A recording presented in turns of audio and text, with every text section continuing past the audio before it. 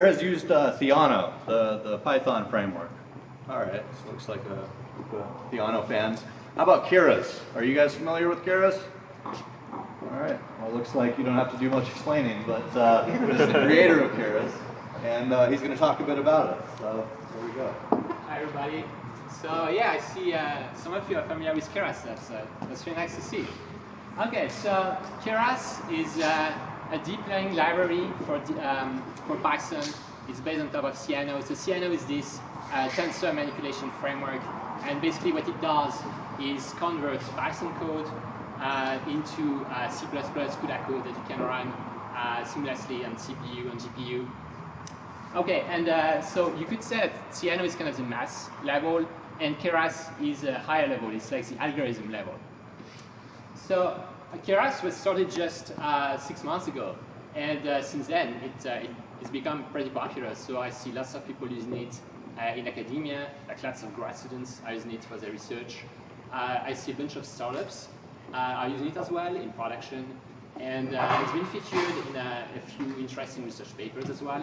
So it's doing pretty well. And one place where I see lots of people using it is Kaggle. If you're familiar with the machine learning computation website, kaggle.com, how many of you know about Kaggle? Okay, so pretty much everybody. So how many of you have entered the competition on Kaggle? Some of you, nice. And how many have won? Okay, so over the past few Kaggle competitions, there were hundreds of teams using Keras, including some of the top teams. So in particular, it's been used to win these competitions, and it's not an exhaustive list. So it's very popular, it's pretty successful. And so just to be clear, this is not going to be a technical talk. So I'm not really going to be talking about like the internals of Keras or about deep learning in general. So I'm going to assume you already have some familiarity with deep learning. So I just want to tell you 3 things. So first, I'm going to give you some context about why we started Keras, what goal it's trying to achieve. Then I'm going to give you a quick, more like technical intro to Keras, like how it's organized, how to use it, why you should use it. And finally, I'm going to give you a quick overview of what's next for Keras. So let's start with the purpose of Keras. So as you know, design should be purposeful. And I think that this applies especially to software design. So when you're building an API, building a library, you should have a rather sharp focus on one thing that you're trying to achieve. And so all of your design decisions should be guided by this one thing. Like, let's not make decisions by default, or So in the case of Keras, the goal is speed, but not like runtime speed or speed of compilation. It's the speed of experimentation, which seems pretty broad, pretty ambitious. So let's take a look, let's take a step back and try to see what exactly I mean by that. So one idea I have, and it might be a bit controversial, is that scientific progress is deterministic. And what I mean by that is scientific progress does not depend on individual researchers or specific eureka moments. It kind of it's following its own path. And one thing that's very striking about innovation is you constantly see different people coming up with the same ideas around the same time, working independently. So you could say that sometimes the time for an idea has come and it's going to get out there anyway, without needing one specific genius somewhere to work on it. So you see it constantly all the time. You see it in deep learning, of course. Like a few months ago, there were 4 different labs that came up with the same results on image captioning just a few days apart from each other. And they were all using the same methods. And they were all working independently. So it's very striking. Like, everybody's coming up with some ideas. And the thing you're working on right now, if you don't publish it now, somebody else is going to publish it next month. And you see it also for ideas that seem to be already ahead of their time and that seem to come out of the blue. And one example I like is the theory of evolution.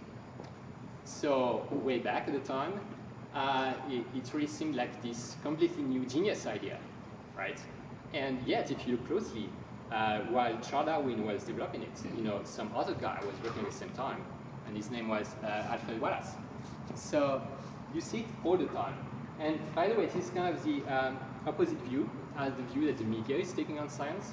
So if you read newspapers, you have this vision that science is all about like heroic researchers and genius ideas, but that's not how it works in practice.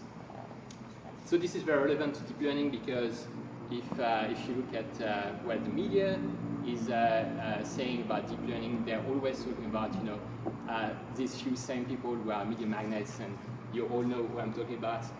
But deep learning is much more than these 3 or 4 people. Way back when deep learning was really not popular at all, there were still several hundred people working on it. And today, it's more like 100,000 people working on it. So obviously, it's a lot more than these 3 or 4 people. Okay, so one consequence of this kind of determinism of science is that ideas are cheap. Ideas are not enough. And one great example is, again, Kaggle. So on Kaggle, you have hundreds, sometimes thousands of teams trying to solve the same problem, working independently, like no sharing. And if you take the top teams, they're all coming up with the exact same solution, with the exact same ideas. And sometimes they are very much non-obvious, pretty original ideas, but still, different teams are developing the same thing at the same time. So at the end of the day, the teams that win are not the teams that are, the brightest members or, the most creative original ideas. They are the teams that were able to iterate on the same ideas that a lot of people can come up with faster than anybody else. The team that were able to try more ideas than anybody else. And so to iterate faster, I say one approach could be to just invest more effort than everybody else, but that doesn't really scale. And there's bound to be some other team that's going to work even harder. So that's not a real solution. An alternative solution, a much better solution, is to have a system available to you that allows you to experiment very fast, to be very efficient with how you experiment, right? And so if you try to model in a very rough way what the loop of experimentation looks like, it's something like this. You start with some understanding of a problem, and from this understanding you come up with an idea. And then you want to test this idea. So you set an experiment. You run this experiment, you get some results, you analyze your results, and this expands a little bit your understanding of the problem. And then you can get the next idea. So, and if you look at academia and even the industry, people are not iterating through this loop very fast. In academia, many people don't try more like 1 or 2 ideas a week. And I even know one company where they have this one brainstorming meeting every quarter, where they try to come up with a bucket list of the few new ideas that they're going to test out this quarter. So this is not where you want to be, right? You want to be going through this loop as fast as possible. And I think the magic number is that you need to be able to go from one idea to some result about this idea in something like 20 minutes. Because if you can achieve this, then you can test something like 40 different ideas a day. And that's like a lot more, like several orders of magnitudes more than the speed at which people are moving in academia as an industry.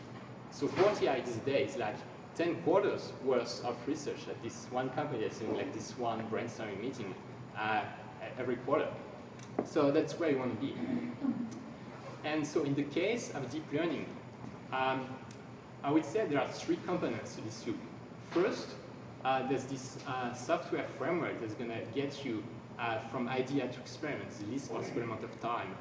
And then once you have your experiment, which is going to be a piece of software, you want very fast distributed infrastructure to run it. And then once you have some results, you want a visualization framework that's going to be very powerful. You want to have access to everything that's going on inside your experiment. So this is very important because if you only monitor like 1 or 2 metrics that you picked in advance, you're probably not getting the whole picture about what's going on. Maybe you're missing something. So what you want to do is maximize the amount by which you are expanding your understanding of the problem every time you iterate through the soup. And the way you're going to achieve this is by visualizing everything that's going on. And so Keras is trying to solve 2 out of 3 of these problems. I think today Keras is doing a pretty good job as being a software framework that minimizes the time between idea to experiment. So basically, that allows to speed up experimentation. And in the near future, I hope that Keras is also going to give you this total visual access to what's going on inside your experiments. So the one thing we're not looking at is infrastructure, which is more like hardware, things like FPGAs, ASICs, distributed stuff. Okay, so concretely, how are you going to go about designing a software framework that gets you from idea to experiments in least possible time? I think you need to nail 3 things. So first, you have expressiveness. And what I mean by that is that any idea you can come up with should be implementable with your framework. So, of course, that doesn't seem very realistic, because if you're doing research, like pretty advanced research, you're probably going to come up with ideas that are so out there that they do not fit the assumptions of your framework. So what you should do is plan for it, plan for this limitation, and also make your framework easy to extend, which gives you kind of the ultimate expressiveness. Which is to say that even if you have an idea that does not fit the assumptions of your framework, you can still very easily modify, extend your framework enough to get the idea to fit. And at last, you need the framework to be easy to use. And we've got one great example of an easy-to-use framework in machine learning. It's scikit-learn, which has been massively successful just because it had this high-level, very simple API. But the thing about scikit-learn is that it's very easy to use, but it's not very easy to extend. Like you have really to dig into it to extend it even a little bit. So it's this and it's not very expressive. It's very opinionated. So you can do a few things extremely well, very easily, very efficiently. But outside of these things, if you have an idea for a more complex experiment, it offers you no flexibility. And in terms of expressiveness, in deep learning, there's one framework that gets expressiveness kind of right, thanks to very high modularity. It's Torch 7. I don't know if you're familiar with Torch 7. It's what's being used at Facebook and at DeepMind in London. And so Keras initially drew a bit of inspiration from Torch 7. But so the thing with Torch 7, it's not easy to extend at all. So it's written in Lua, you have kernels in C++, Scala. So it's not really, you don't really want to dig into that source code. And it's not easy to use either because it's a lower level kind of API. And so the key to nailing these 3 things at the same time is going to be simplicity. And so if your code is simple enough, modular enough, structured enough, then it's going to be readable. And if it's readable, it's easy to extend. And if it's modular enough, it's going to be expressive. Because you can recombine these pieces into anything you can think of. And if it's clean enough, it's going to be easy to use. That comes naturally, right? So you can say simplicity is the highest quality of software. And if you think about it, if you look at the ideas behind deep learning, they're all very simple ideas. Like all the innovation of deep learning, it's pretty obvious. Things like linear rectifiers or dropouts or batch normalization. This is like such simple concepts. So, and even the way you change these concepts together, it's simple. So your software, your framework should reflect this simplicity. And if it looks complicated, it's probably not the right framework. So I would say code and deep learning in general should be like playing with Lego blocks and coloring with crayons. This is really where you want to be. So here you have a deep learning practitioner with building something that looks like a DAF7 network. So using this really cool expressive framework, it's very modular, right? It's got all kinds of nice properties, like it has compositionality, which is to say that if you're building some kind of tower, you can still connect it with another tower using the same simple API. It's very intuitive. You got this very simple interface.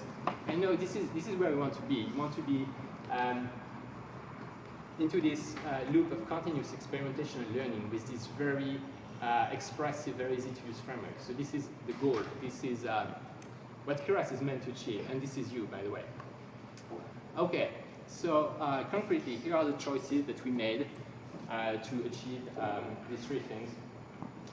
And so first of all, Keras is object-oriented. So this is important. Some frameworks have made the choice. Some frameworks, like Chainer, for instance, are functional. So personally, I think object-oriented is the right way down for deep learning, because in deep learning, you have mathematical functions, but they have a state. So you want to be able to get that state, set that state. So the state is typically the weights of a layer. Another strong choice is modularity. So you want to separate topology, which is like network architecture, and optimization, so the strategies through which you're going to get your network to learn something. So you want to separate them completely. And then you have to go beyond that. You have to modularize each side as much as possible. So you want to end up with elementary blocks that are like 10 or 20 lines of code, like something really simple that are all interacting together with very consistent APIs. So if you can get to that, then you win. Then you have this very expressive, modular, easy-to-use framework. And so you also want compositionality. So compositionality is what is going to help you express very complex networks with very little code. So compositionality is basically the ability to abstract any sub-network into a node of a bigger network, and you can do this recursively. So concretely, this is the main object that you're going to be manipulating in Keras. That's a layer. So this basic API is you just connect it, and you always connect it in a top-down fashion. So you're connecting a parent, a child with parents, like never the opposite. You can get the input, get the output. There are a few more methods, like get the state, the weights, set the states. And here's basically how you're going to manipulate these pieces. So here you're defining something like a multi-layer perceptron. And so first few lines, you are defining the network topology, right? So you're just defining a container. In this case, a sequential container.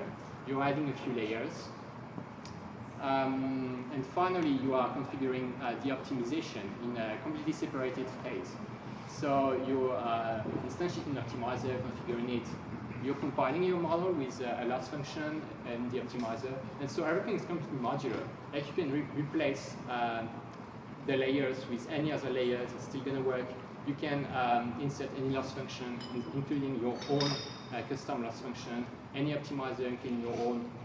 And finally, you configure the training, so things like number of epochs. You can also do early stopping, batch size, and so on. So there are a few more options. So highly configurable. Like with just this basic API, you can express a very, very large number of possible models. Going from logistic regression to convolutional neural networks. Okay.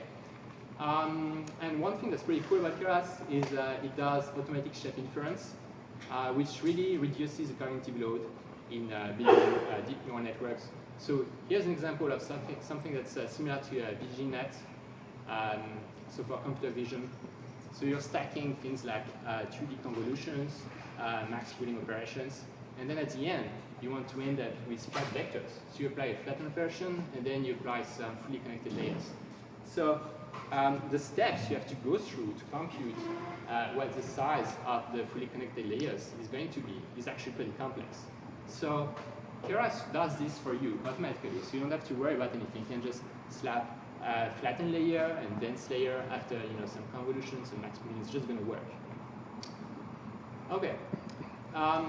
So the past couple examples were sequential networks, but in the real world you will mostly be dealing with directed acyclic graphs. So this is how you manipulate directed acyclic graphs in Keras. It's very similar to the way you manipulate sequential models. So you instantiate a graph, then you add some nodes. So very similar API. You add a layer, and then the only difference is that you're specifying some connectivity information. So you're specifying which input the layer you're adding is going to be connected to. And so it's there are a bunch of ways to specify that tree. You can specify a single name, You can specify a list of names, at the last step, and then you can merge these different layers with different merge modes, like in this case, concatenation on a particular axis. So this specific graph implements an inception module. And so one thing that's interesting also is compositionality. So once you've set up this module, which is a graph, you can then build a graph of such modules. So graph has the nodes of such modules. So a very complex network, but you can express it with just 2 Keras graphs, right? And you can do this recursively. So once you have this graph on graph, you can build a graph on graph on graph, kind of thing. So it's very powerful. Also, one nice feature of Keras is that it has support for recurrent neural networks, things like LSTM, GRU, and so on. So I'm sure you're already familiar with recurrent neural networks, but basically they are neural networks that are looking at a sequence of inputs that are building some kind of memory state of what's going on in the sequence. And so they are very much used for things like natural language processing. So a few months ago, Facebook AI came up with this kind of benchmark data set about natural language processing, about reading comprehension, question answering. It's called the baby data set. So basically the task is you have a few sentences in natural language about some people doing some things with some objects, and then you have a question, also in natural language. And the network has to answer with one word. So it seems like a pretty complicated task because it requires you to do things like change facts, be able to do deduction, induction, and so on. Like if you were to solve this problem with just rules, with like a very big catalog of rules, like tens of thousands of lines of code, it probably wouldn't work very well. So a very elegant way to solve this is with recurrent neural networks, and Keras offers you a way to express solution in just a few lines, in actually exactly 10 lines. So what you're going to do is first you take the text input and you embed it with the LSTM layer. First an embedding layer, which basically maps word indices in the vocabulary into dense vectors. So you embed the text input into a single vector, you embed the question into a single vector, 3 lines each, then you concatenate the two, and you run some kind of logistic regression on top. So very simple, 10 lines, and it solves the problem. So just to give you a glimpse at how Keras is doing right now, it's doing pretty well. So this is actually numbers from last month. The numbers are GitHub stars. So it's slightly more popular than Torch, not by much. There's actually one library that's missing here. It's Café. So Café is really the reference in the industry. Everybody in the industry is using Café, but it's not. It cannot do everything. It's extremely good at convolutional neural networks. It's really what it's used for. And it's pretty tough to use it for things like research because it's not very easy to extend. And it's not very expressive as well. Like you can't do things like recurrent neural networks with it. So if you're working with recurrent neural networks, you probably want to use something like Torch or Keras. And if you want to work with Python, you probably want to use Keras. Okay, and so just to finish off, I want to give you a quick overview of what we're preparing next. So first, one big next step is going to be to abstract the backend of Keras. So right now, Keras is completely running on top of SFNNA, but in the near future, that's no longer going to be the case. So recently, there's been a lot of innovation in the tensor manipulation space for Python. Nervana systems came up with this cool library called Neon that's like much faster than SFNNA, much faster than Café as well for convolutions.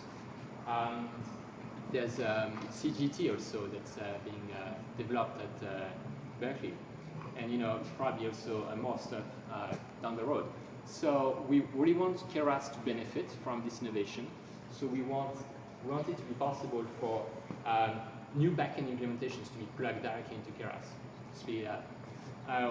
Also, one thing we want to look at is distributed training. So things like putting Keras on Spark. And there's a company in Germany that's actually working on this problem. And at last, visualization. So I think visualization is a huge part of this experimentation loop that we want to optimize. So that's really something we want to focus on in the near future. It's probably going to be developed as a separate app that should be compatible with other frameworks than Keras. Like if you're going to build one visualization web app, you want it to work with probably more than just Keras. Okay, so that's it. This is my email if you have any questions. Yes? Sorry, we couldn't hear very clearly up that really said this, but in the question and answer button, what did you do for training data? What? This? Yeah. Yeah? So the training data and the test data is the same. It's just, on one hand, you have this natural language text describing something going on, some people manipulating some objects or something. And then you have a question. So the text input plus the question, that's the input. And what's the red part is what comes out of the network.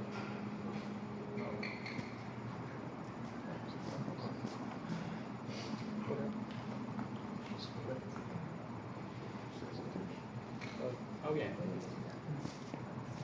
And so you train it on a bunch of such questions plus answers, and then you show it new questions. Sure, but where did you get that many questions? So Facebook released a data set of such questions, like thousands of such questions. And it's used as a benchmark, kind of, for such networks. It's called the BABI data set. Yeah, so like you support very well experimentation now for network topologies and for hyperparameter selection, right?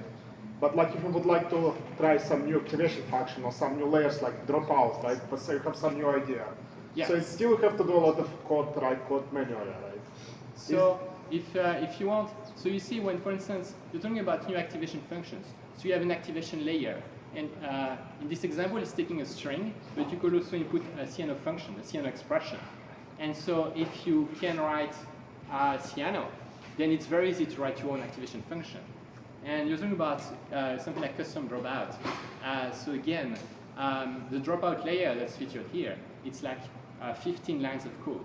Right. So if you want to write your own, it's extremely easy to read these 15 lines of code and then write your own. So that's really, that's the thing with Keras, that it's meant to be easily extensible. It's not like a black box. If you need something new, you can just go read the source. The core of each layer is typically like 10 lines. So you can very easily understand it and then write your own. Like, I really encourage every user of Keras to write their own layers. And if you're a researcher, you're almost certainly going to want to write your own layers and so on. Or layers, or activation functions, loss functions, optimizers, anything. How do you intend to combine that with the backend portability aspect? Yeah, so what we're going to do, so right now, everything is written in Cyano, which is basically a Python wrapper on top of symbolic computation graphs. So what we're going to do is roll out our own wrapper for Cyano, and it's also going to be wrapping things like Neon and CGT and so on. Kind of a Keras language, which is going to be compiling Python to these different frameworks, which themselves are compiling to C and CUDA. What is the main benefit of having multiple backends? Portability. So in the future, you can imagine that a company like Amazon or a company like Nevada Systems, they're going to release very fast deep learning cloud offerings. And the gotcha is that you're going to have to implement your algorithms with their framework. But if you want to run on all these different infrastructures at once, you want to be writing your stuff in Keras, then it compiles to whatever you need. Is there a performance overhead of using Keras as opposed to Cyano or low level? So Keras compiles to Cyano, so it's the same performance as Cyano roughly. There might be differences due to the way we implement network lectures with Keras. But typically, it's the same as CNO, which is to say it's very fast, it's very well optimized. Is there a way, I mean, this would be more generic, right? But can you do more low-level optimization yourself in piano to get better performance if you're using something in production? Not really. Well, you could write. I mean, you could go and write your own C code or CUDA code, but it's not really the recommended way to use CNO. So not really. So one key objective for Keras is that we want to stay state of the art in terms of speed. So there's a lot of innovation going on right now with spinning up tensor backends for Python. So like Neon, for instance, which is faster than CNO. So we really want to make sure that Keras is going to follow this innovation. So even like in 5 years, it's still going to be using the fastest library out there, and it's probably not going to be CNO anymore. Yes. So one of the most common questions you see people asking on the mailing list of these deep learning libraries is, how do I reproduce the results in this paper? Or things like this. Yes. Is that a problem you see as one you'd like to solve, or do you consider that to be? So definitely, actually, the shareability of the kind of code that you produce. Shareability, yes. So one thing that we would like to have with Keras is kind of similar to what's going on with Café, like a model Zoo. So we already have a few models available in Keras, things like we have a state-of-the-art VGGNet that you can just download and then instantiate, and then do cool stuff on it, like your own implementation of Deep Dream or something. So yeah, so shareability, it's something we want to work on. We don't have much yet. Yes. Also with like Kaggle competitions, like computer vision competition and so on, with the CPU version, do you fast enough to be competitive, or do you pretty much need a GPU to So anything that's computer vision is going to be sold with conv nets, and conv nets are very computationally intensive, so you're going to run them on GPUs. Unless you have a really, really small data set, but usually with computer vision you have like fairly large data sets, so you need a GPU, or even several GPUs. And so the nice thing about CNO and therefore Keras is that it can compile to either these C++ functions or CUDA functions. So you can run the exact same code on CPU and GPU. So you can do like a debug run on CPU, and then you run the whole thing on GPU. Yes. You mentioned that you also have an OpenCL backend? No. So so right now we are based on CNO, which only supports CUDA, no OpenCL. In the future we will add more backends, but again, everybody who's working on developing new backends for tensor manipulation in Python is only supporting CUDA. So no.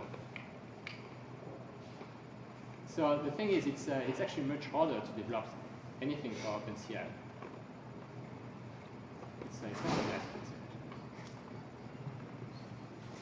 Yes. So Tiano makes optimization of the code it produces as it executes, right? Yeah. Do you know, like, if for your particular implementation over Tiano, how well does it optimize code? Is it better? Is it like how well does it optimize? I think that's kind of an independent problem from Keras. So we just give some graph to CNO, and then it's supposed to optimize it. Yeah. So we want to make the job of CNO as easy as possible. So we have we had a couple issues with this in the past, and we are working on it. Can you comment on the composability of backpropagation? Like, have you found that the layered approach that you've used has been as, shall we say, composable as you aspire it to be? Or what have been the major challenges there? I'm not sure exactly what you mean.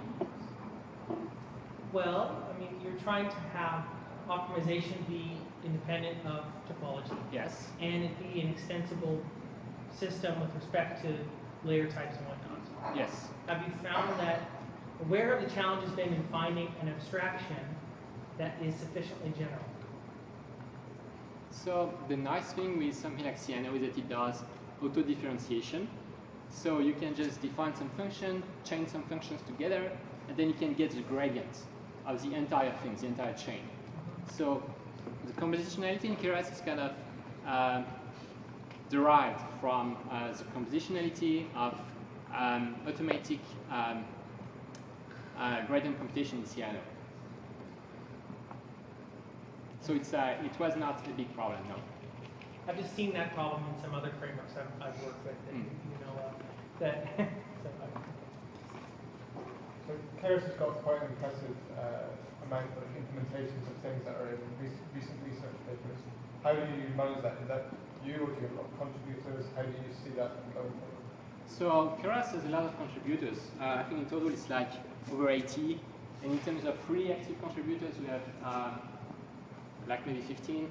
So quite a bit of people are working on adding more stuff. So, and the nice thing is that because Keras is very easy to extend, it's very easy to write Keras code. So for this reason, until now, we've really been able to stay on top. Like every time a new thing's coming out, we can polish an implementation within a few days.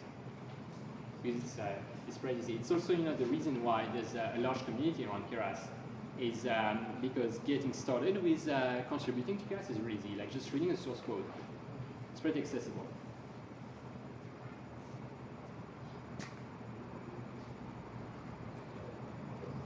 Cool. That's it.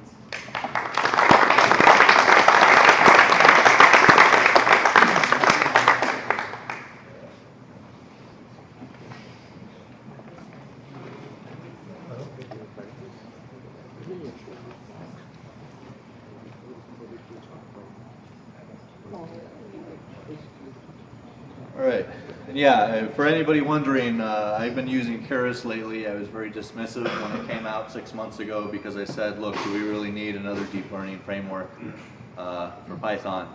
And yes, the API really does make it that much easier compared to something like PyLearn 2 or blocks. It's just, I mean, it's night and day how easy it is to do different things, add different layers. So anyway, I'm going to be giving a talk towards beating the Turing test. It's going to be a little bit more focused on artificial intelligence and chatbots and how you can use machine learning to get from one to the other. So the Turing test, I don't think I have to explain to anybody here what the Turing test is, but basically the idea that if you can get a computer program that can have a conversation with somebody and they can believe that that computer program is a person, then you've succeeded in artificial intelligence. That's its basic idea. So a lot of people have tried that over the years. Nobody has really succeeded. The thing with these systems is most of them are rule-based. Okay, and that is a really key point that I'm going to focus on, is the difference between rule-based systems and systems that involve machine learning.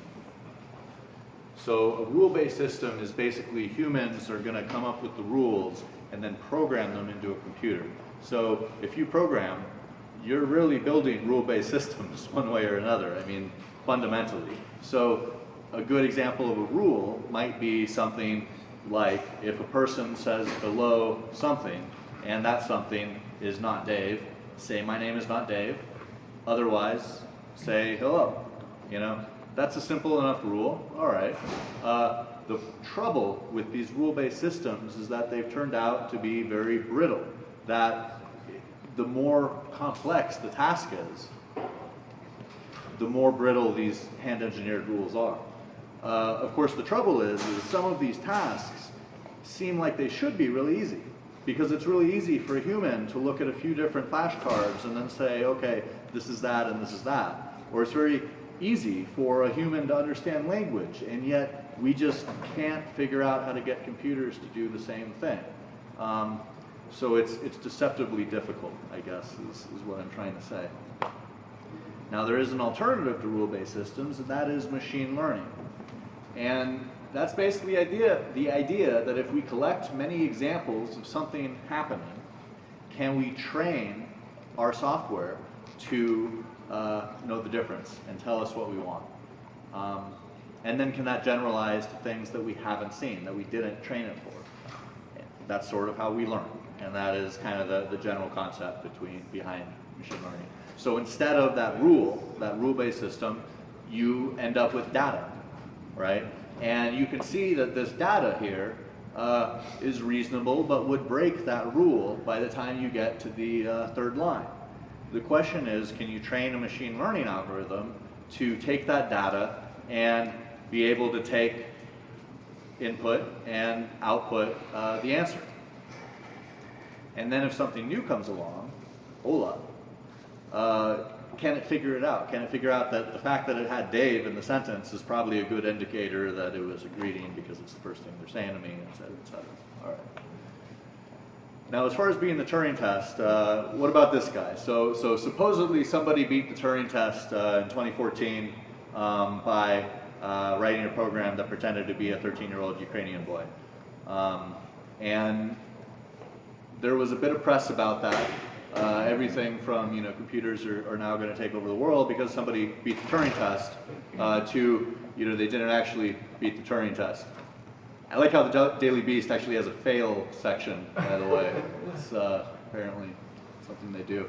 But the point is that that system, Eugene, was very much a rule-based system. Actually, I'll just let you take a look, judge for yourself, whether or not we're looking at artificial intelligence here.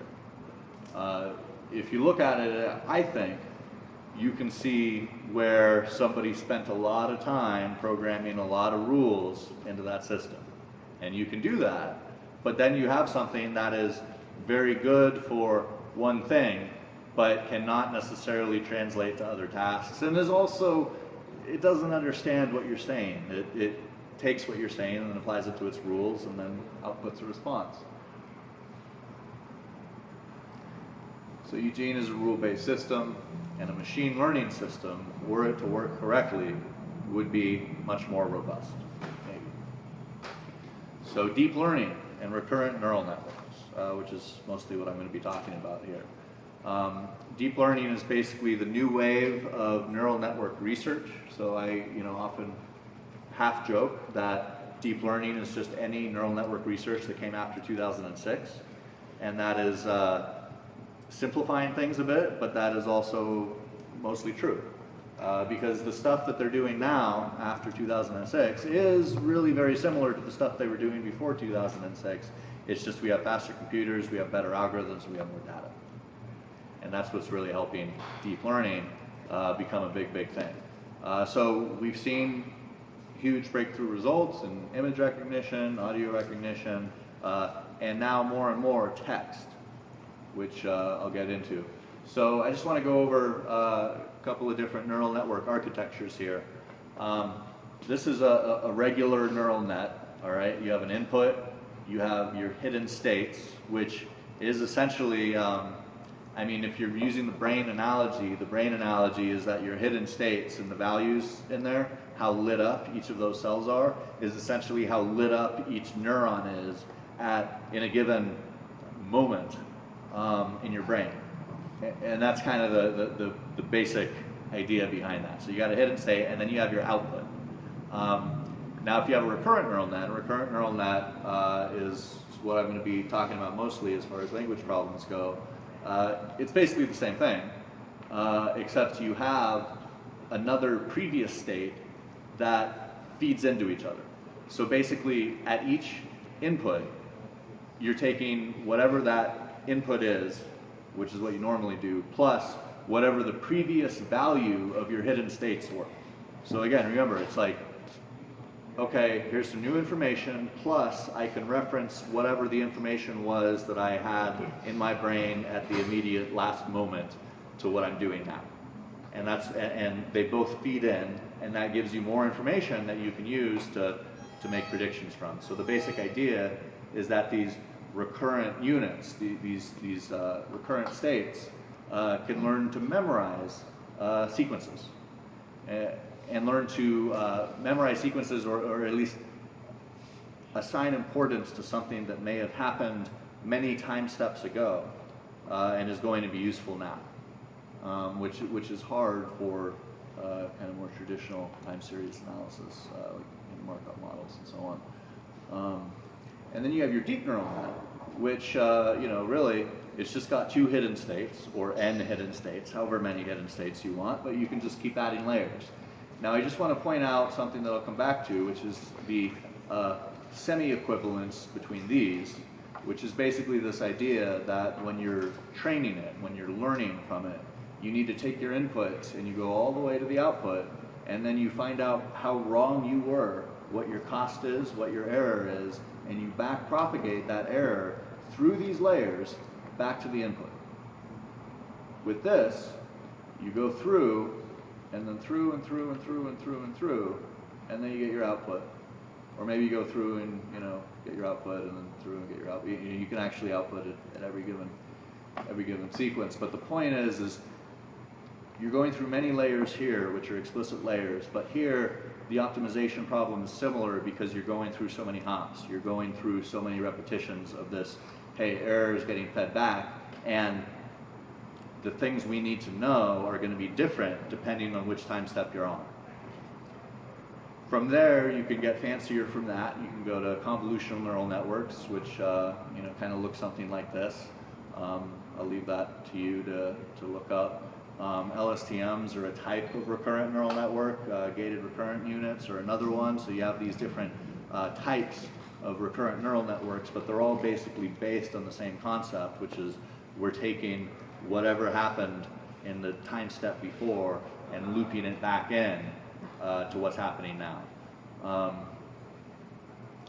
So recurrent neural networks. Now, actually, I want to ask the audience this. Does anybody know when recurrent neural networks were invented and who invented it? Anyone? Because as far as I could tell, it was 1988.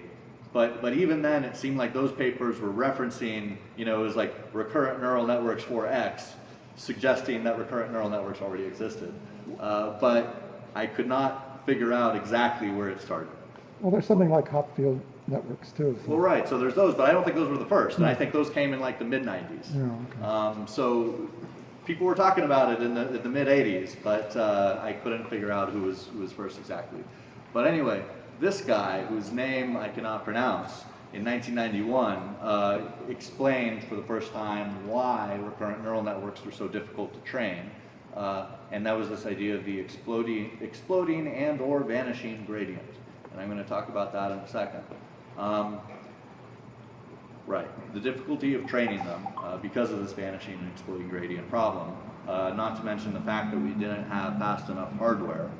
We didn't know it at the time, but computers in the 1980s were way slower than they would be in the future. And some people said that, but some people said, no, it's going to grow linearly. Well, it grew exponentially, and now computers are way, way faster than they were in the 80s. And that turns out to be helpful. And then in 1997, you had LSTMs come out, right? And that's the long short-term memory network. Actually, that's this thing. And there's been a lot of success with that lately. And gated recurrent units, they found that it's one of the gates, and I forget which gate it is, but there's a few different gates on the LSTM. And if you set, I guess, their biases to 0, it is equivalent to a gated recurrent network. So there's a certain amount of equivalence between these recurrent neural networks, is my point. And the LSTM was a big deal in 1997, but again, we didn't have fast enough hardware, so it's like, okay, hey, here's a way that we can train these recurrent neural networks, but it's not quite as flexible as we want it to be. We don't have enough data, and we don't have enough hardware. So, and also the AI winter was just about to happen. The dot-com boom was just about to crash. So you had a lot of things kind of conspiring to make artificial intelligence research not the first priority for money. All right, vanishing and exploding gradient, just to kind of clarify that a little bit. I mean, the easiest way to think about it is just, it's like a game of telephone, and everybody knows that, you say something to the first person, they tell something, blah, blah, blah, blah, blah. By the time it gets to the end, your signal has degraded, to say the least. And it's degraded in unpredictable ways. This is very true for recurrent neural networks because they have to back propagate. Again, consider that a lot of the deep neural nets that people have been talking about, they've got 5, 6 layers? Less than that, 3 layers, so you can get a lot done. But 3 time steps is not very much. When you're doing recurrent neural networks and you're using those for time series, so say you're using it for text, you can treat a sentence as a time series. So you have words in a sentence, right? you're going to have more words than 3. You're going to have more words than 5 in your sentence. If you're looking at a document or a paragraph, you're going to have more words than that. So fundamentally, recurrent neural networks have a harder optimization problem to deal with than deep neural nets. And that historically is important because after it became clear from 2006 to 2010, and in 2006 they basically figured out, hey, you're telling me there's a chance that neural networks might work, that deep neural networks might work, that we can train these effectively and they'll get better results than other alternatives, all right? But they weren't using GPUs yet, so they were still really slow.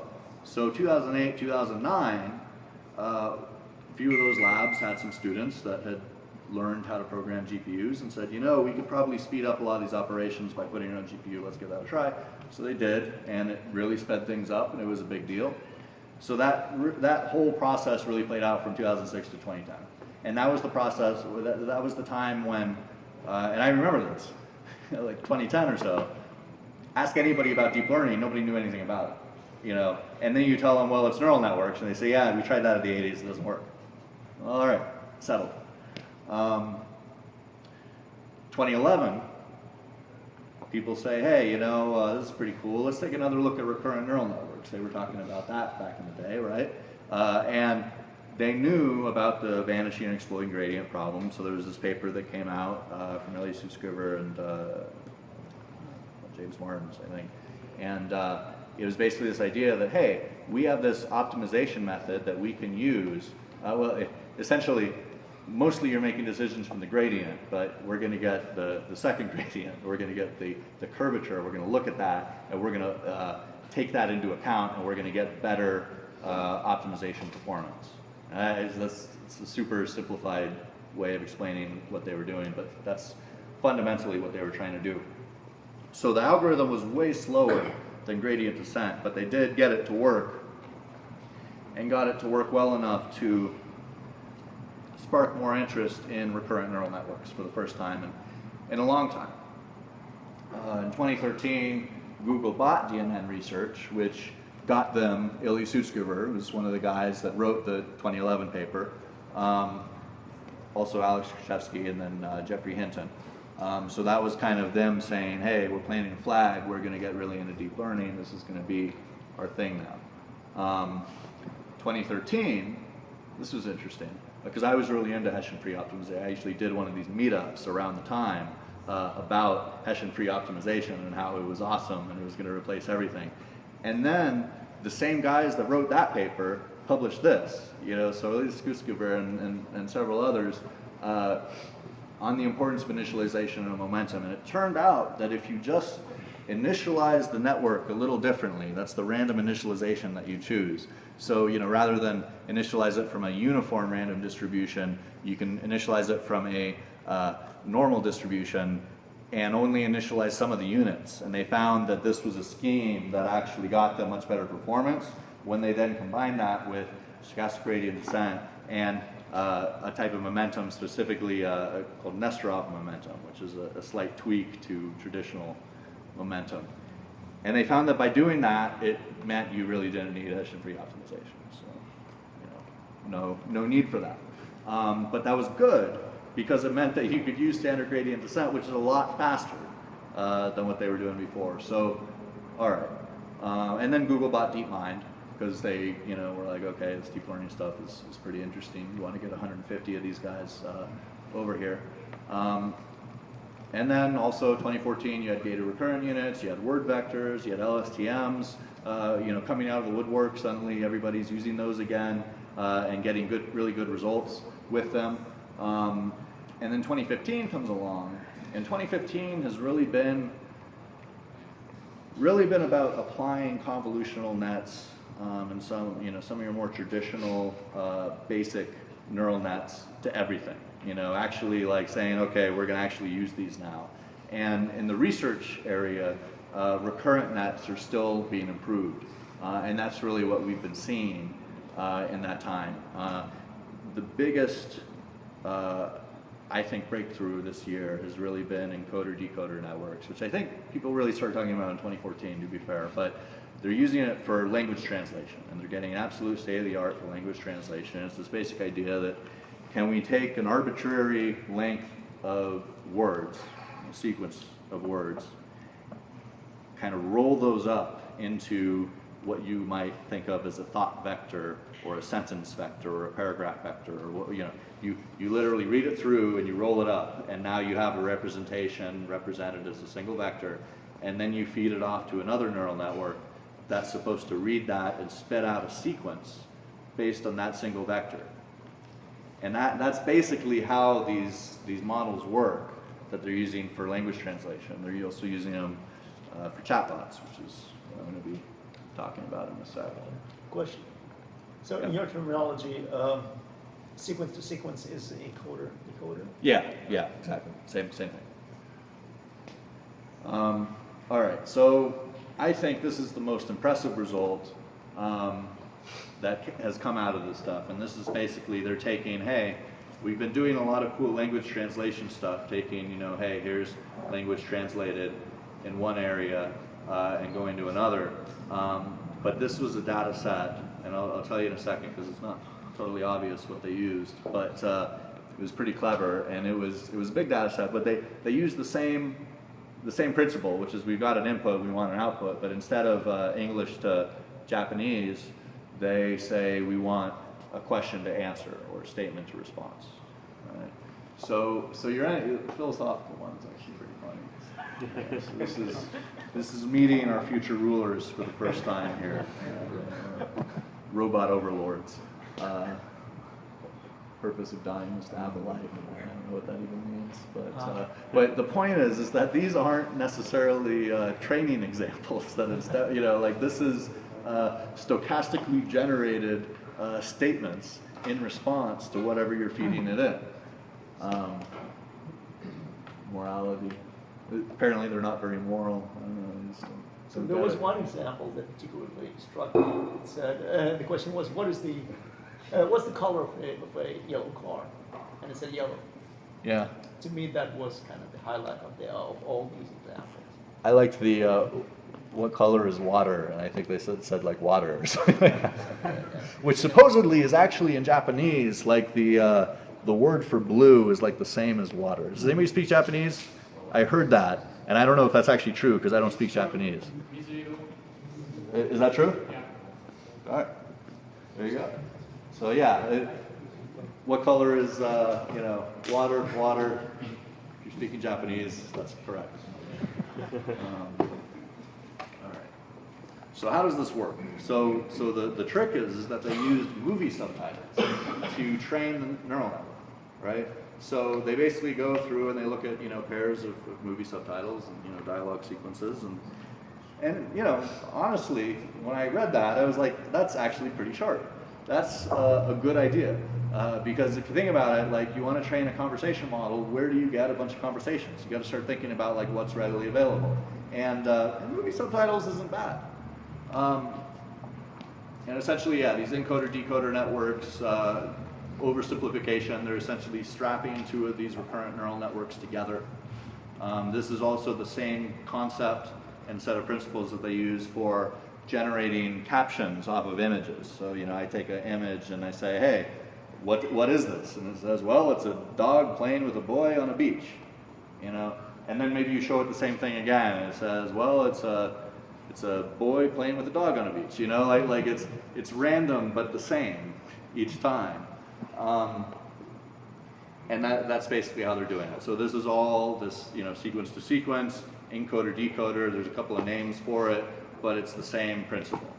And I think we're going to see a lot more of that in 2016, and we're going to see a lot more impressive results than this, which is probably going to be remembering specific things, like, hey, what's my name? And that is really, like, if you've read anything about like neural Turing machines or Facebook is doing like memory networks, this is all that concept, which is, hey, we can represent data in a distributed fashion, but how do we represent very specific data and put that into a memory that our more general representations can access in an efficient way.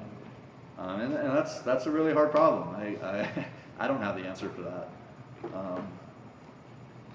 All right, so how quickly will it get better? And this is kind of a point I want to make, which, and I think Francois was making a similar point actually, which is this idea that as soon as you can get something where you standardize the score, you know, you say, hey, here's the data set we're using, how much can we improve on this data set? And you have people competing to improve on it. Like suddenly that just, it's hard for it to not improve with those dynamics. And it's hard for it to not improve at an exponential rate, or no, because it drops off at time. I mean, you can see it. That looks like a sigmoidal curve. You know, markets follow a sigmoidal curve. I mean, they don't go up forever. People look at that, they see the bottom of the hockey stick, they get really excited. There's a top of that hockey stick too. There always is. But when it comes to deep learning, when it comes to machine learning, when it comes to the way that they're setting these problems up, they get better very, very fast. So, you know, just from 2010 to 2015, you're going from not even close to human performance to, depending on who you ask, beating human performance.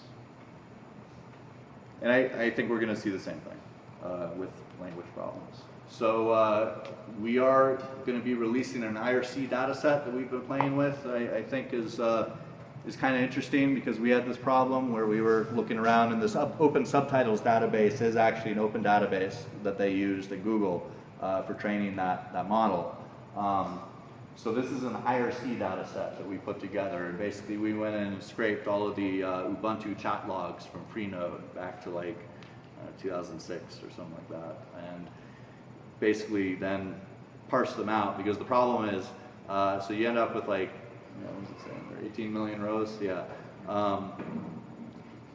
Each line in an IRC chat is not necessarily related to the last line. So if you're trying to get a data set where it's like, hey, statement, response, even if you just make sure that it's switching who's talking, it still doesn't work. So we, you know, made it so that it would look for kind of at replies, you know, where you have, you know, user's name and then, you know, dash or whatever, and then you have your response.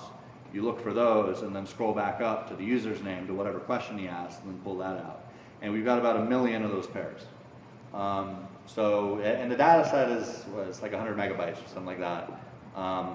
But anyway, we're going to release that because we think it's interesting and want to see what people can do with it. And actually, there's a couple examples. So it's very Ubuntu specific, for better or for worse. Right, so what does the future hold for deep learning, chatbots, language understanding? I think that there's going to be more public data sets become available. I think that's really important. I think that you need data to train your models. I think we're going to get better tools and frameworks. I think Keras is a really good example of that. Maybe there will be something after Keras. Maybe Keras will, you know, keep it going through the whole thing.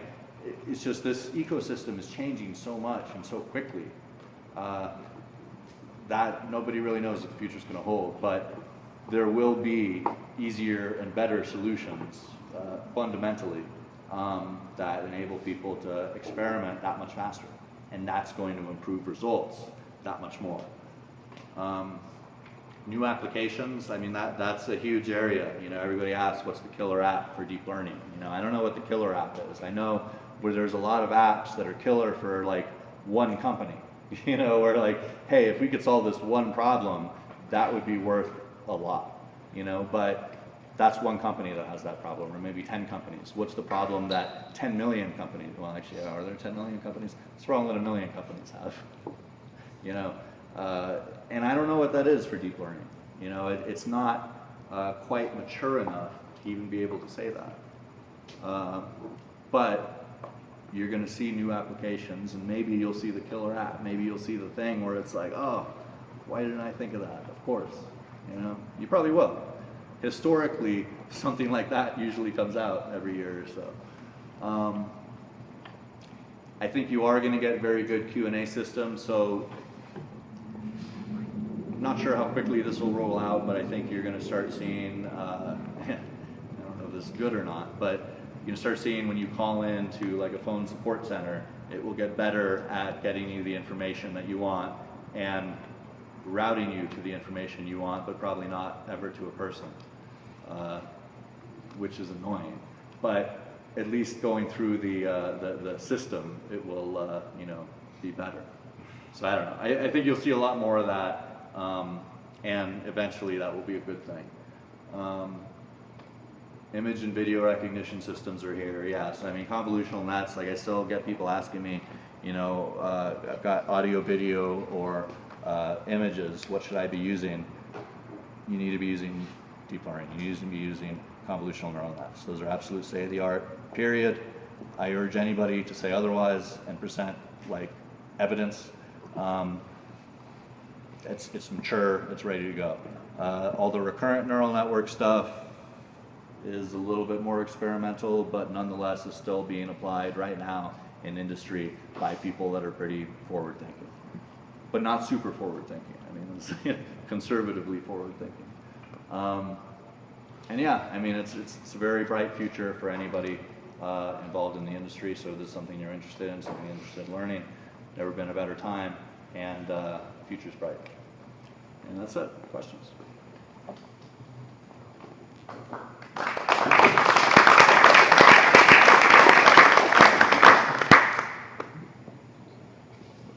Can you use the essentially the Q&A algorithm that you extracted from the Ubuntu logs to then rank the other comments based on like relevance to, and then use that to kind of generate like more of a humanistic model in terms of speech? I mean, like if you took all of the, essentially like all of the responses and combined it together, it would make someone that, is more like Sybil, has just multiple personalities, says whatever they want.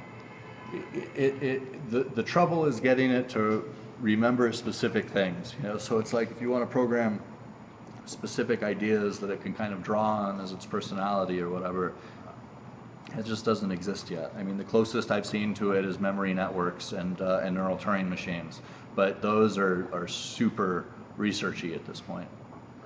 Okay. Not quite there yet.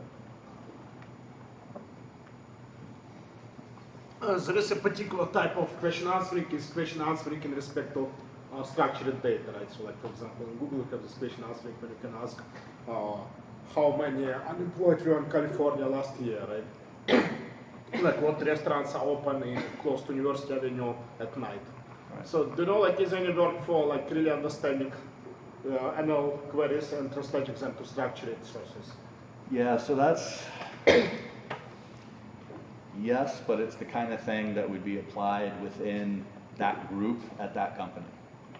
So it's like we're working on, X, and we have this problem where, we want to more accurately route people to the right decision, and we've already got a rules-based system. I mean, look at Siri, for example. We've already got a rules-based system, but we want to use machine learning, and we've got a bunch of data coming in. Then yeah, totally. That this would absolutely improve your results. But it's the kind of thing where you're not using something off the shelf per se. Although the algorithms are all the same. I mean, you're still going to be using a recurrent neural network. You're still going to be using the same libraries. So yes, I guess. So we don't tend to like philosophical questions being engineers, so why question and answer?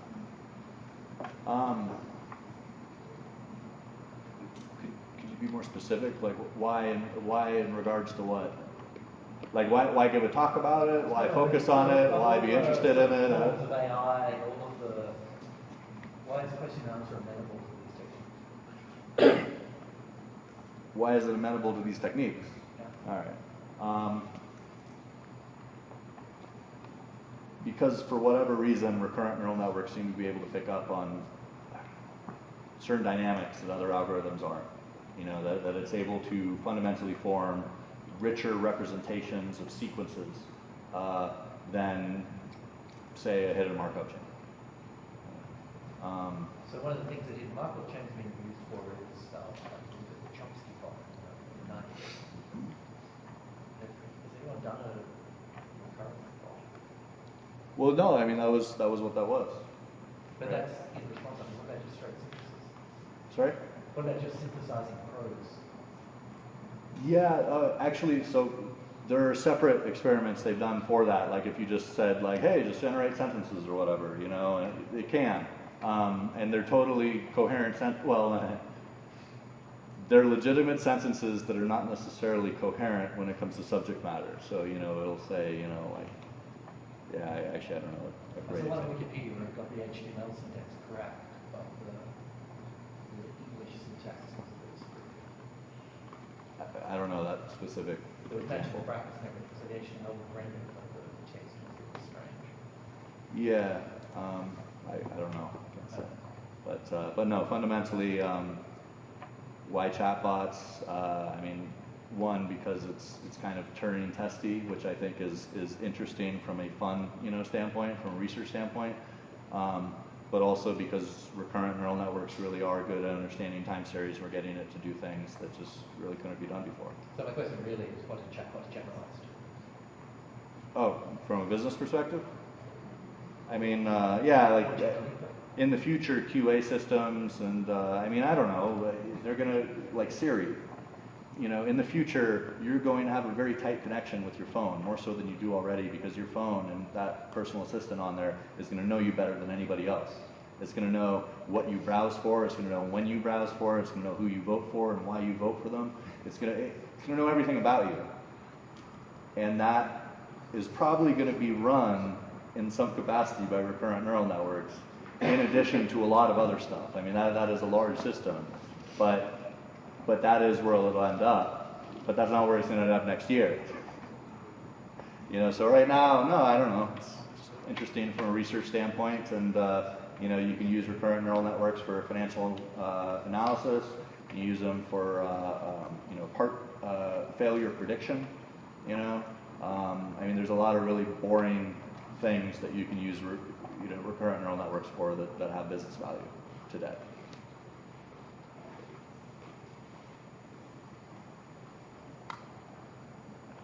All right. Well, thanks everybody for coming.